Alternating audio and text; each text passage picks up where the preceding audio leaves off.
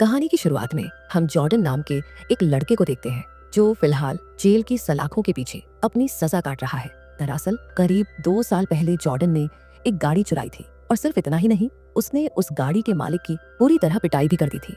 इसी जुर्म की वजह से उसे 2 साल की सख्त सजा सुनाई गई थी।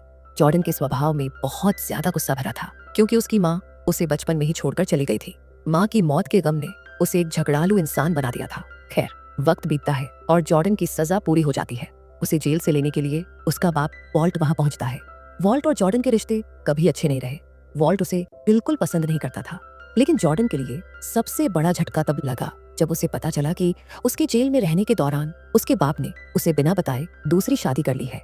यह सुनकर जॉर्डन का खून खौल उठता है, पर मजबूरी में उसे चुपचाप अपने बाप के साथ घर की ओर निकलना पड़ता है। अगली सुबह जब जॉर्डन सोकर उठता है और कमरे से बाहर आता है तो उसकी नजर अपनी सौतेली माँ कैथरीन पर पड़ती है।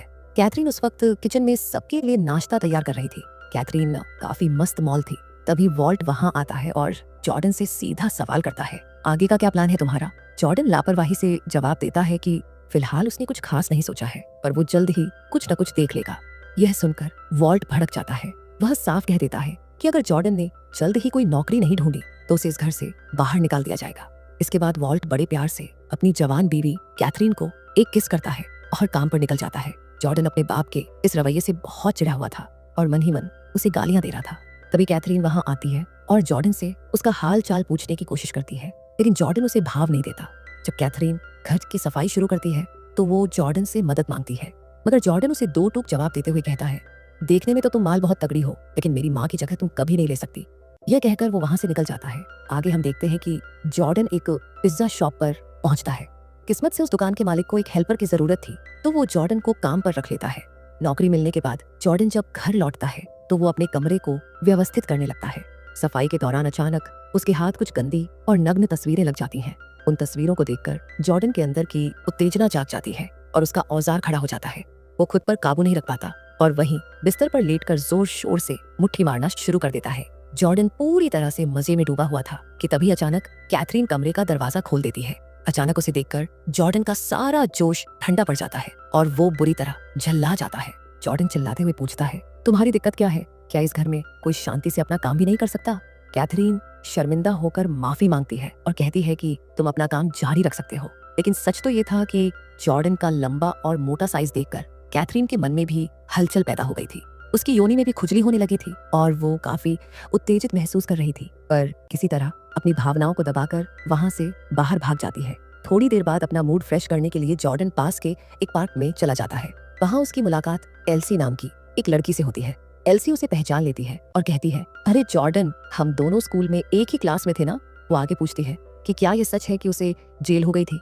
जॉर्डन एक ठंडी आह भरता है और कहता है, हाँ यार, और जेल के अंदर पुलिस वालों ने मुझे कुत्ते की तरह पीटा था। इसके बाद जॉर्डन और एल्सी के बीच काफी लंबी बातचीत होती है और फिर दोनों अपने अपने घर लौट जाते हैं। घर आने के बाद जॉर्डन अपने कमरे में आराम कर रहा होता है। तभी कैथरीन वहां आती है। वो कपड़े धोने जा रही थी, इसलिए वो जॉर्डन से उसके गंदे कपड़े मांगती है, लेकिन जॉर्डन उसे झिड़कते हुए कहता है कि वो अपने अंडरवियर खुद धोता है। वो एक बार फिर उसे याद दिलाता है कि वो उसकी माँ बनने की कोशिश बिल्कुल न करे।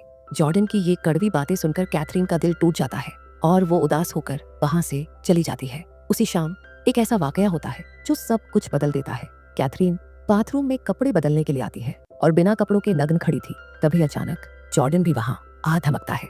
जॉर्डन उसे उस हालत में देख लेता है। कैथरीन बुरी तरह घबरा जाती है और आनफानन में खुद को तौलिया में लपेट लेती है। वो जॉर्डन से कहती है कि अब वो अंदर जा सकता है, लेकिन जॉर्डन वहां किसी और ही इरादे से आया था।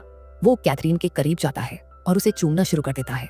कैथरीन की प्यास भी जाग चुकी थी और वो भी अब खुद पर काबू नहीं रख पाती। दोनों के बीच जबरदस्त शारीरिक संबंध बनने लगते हैं और वो एक दूसरे की बाहों में खो जाते हैं। अभी उन दोनों का यह रोमांचक खेल चल ही रहा था कि अचानक नीचे से वॉल्ट की आवाज सुनाई देती है। आवाज सुनते ही दोनों के हाथ पांव फूल जाते हैं। जॉर्डन फौरन कमरे के बाथरूम में छुप जाता है और कैथरीन बिस्तर पर लेटकर सोने का नाटक करने लगती है। दरअसल वॉल्ट आज वक्त से पहले ही घर लौट आया था। वो कमरे में आकर कैथरीन का हाल पूछता है और नहाने के लिए बाथरूम की तरफ बढ़ने लगता है। जॉर्डन की जान हलक में अटक जाती है। तभी कैथरीन पासा पलटती है और वॉल्ट को अपनी ओर खींचते हुए कहती है, जाने मन, पहले मुझे खुश तो कर दो। वॉल्ट खुश हो जाता है और कैथरीन के साथ मजदूरी करने में लग जाता है। जॉर्डन को मौका मिल जाता है। वो दबे पांव बाथरूम से निकलता है और वहां से भाग खड़ा होता है। लेकिन यहाँ एक मोड़ आता है। वॉल्ट का औजार ज्यादा देर टिक नहीं पाता और वो कैथरीन को अधूरी प्यास के साथ ही छोड़ देता है। वॉल्ट अक्सर कैथरीन को संतुष्ट करने में नाकाम रहता था, जिससे वो हमेशा अतृप्त महसूस करती थी। लेकिन अब उसकी जिंदगी में जॉर्डन आ चुका था। अब आए दिन जॉर्डन कैथरीन की सूखी खेती में अपना हल चलाता रहता था। जॉर्डन के साथ पलंग तोड़ काम करके कैथरीन अब पहले से कहीं ज्यादा खुश रहने लगी थी। दूसरी तरफ एल्सी भी जॉर्डन से काफी घुलने मिलने लगी थी। वो अक्सर उस पिज्जा शॉप पर आती थी जहां जॉर्डन काम करता था। एल्सी के मन में जॉर्डन के लिए सच्चा प्यार जाग चुका था, लेकिन जॉर्डन उसे सिर्फ एक अच्छी दोस्त मानता था, क्योंकि उसका दिल अब कैथरीन के लिए धड़कने लगा था। एक रात दुकान पर काम खत्म करने में काफी देर हो गई तो एल्सी जॉर्डन को घर छोड़ने आती है। जॉर्डन उसे अपने कमरे में ले जाता है और उसे अपनी बचपन की तस्वीरें दिखाने लगता है। इसी बीच एल्सी अपनी भावनाओं को रोक नहीं पाती और जॉर्डन से प्यार का इजहार कर देती है। वो जॉर्डन के साथ मजदूरी करने की इच्छा जाहिर करती है।